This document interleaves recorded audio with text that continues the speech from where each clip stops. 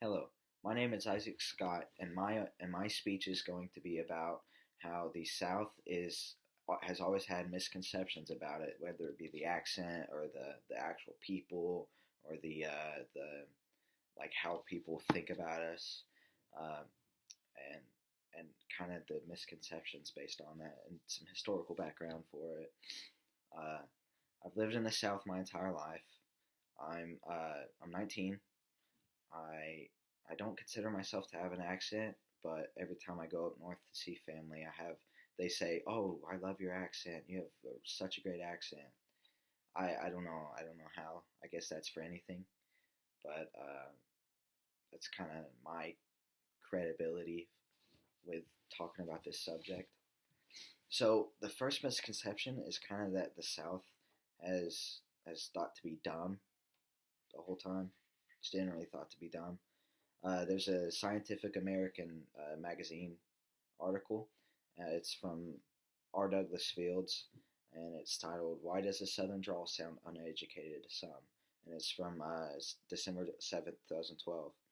Uh, they did a study, and it was people from Tennessee, from like Chattanooga even, and people from up north, like in Chicago and stuff, and they were talking about how Northerners tend to pick Northerners, and the South doesn't really have like they don't really care, but they're taught that the North is smarter and that they're nicer, which sometimes uh, and so the article is talking about how the North is the North and the South is the South, and the North thought that the South was dumb and they would never pick them. That's pretty much, it's kind of weird. And there's another article from JSTOR Daily by Chi Lu. It's called "The Legendary Language of the Appalachian Holler" from August 8th, 2018, and that's basically talking about how it's kind of talking about how the South speaks. Like the KKK, they put out pamphlets, and they were like awful pamphlets. Like they misspelled a bunch of stuff. They were very uneducated. And then the article was talking about how it's like we tend to simplify words, use double negatives, stuff like that. Just we don't say our sentences right. We ain't saying our sentences right, you know. And the article kind of went into that, and how it's how we're not when we don't tend to use correct sentences like say the North does in the Scientific American article. Uh, the South hasn't always been accent heavy though.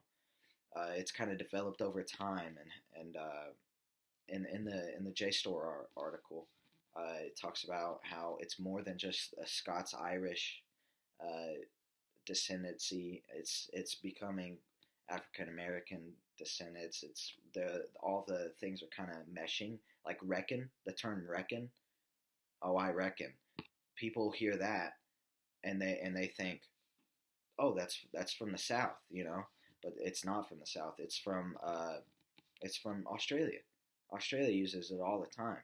And there's an article from Babel magazine titled "The United States of Accents: South American English" from December 13th, 2017, and it talks about how there's many different types of accents.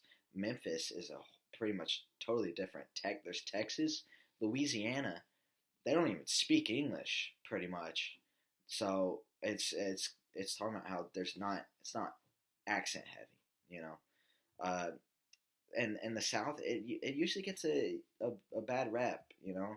It's like there's the JSTOR article from from the JSTOR article.